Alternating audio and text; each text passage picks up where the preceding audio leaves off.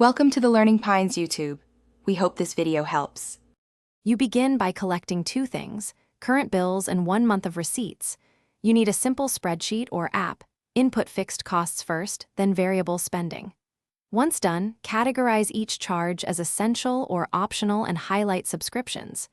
Next, choose a clear savings target, $200 or 5% of income, and commit to that amount.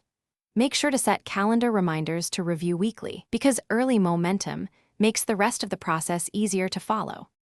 Now you act on the categories you created.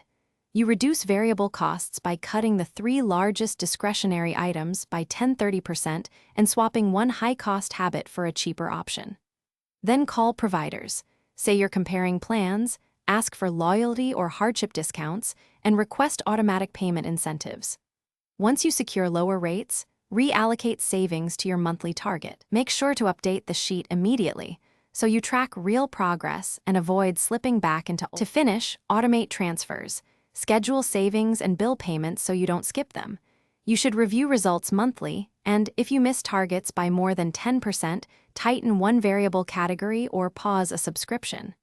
Once automated, watch for creeping costs and change subscriptions when value drops.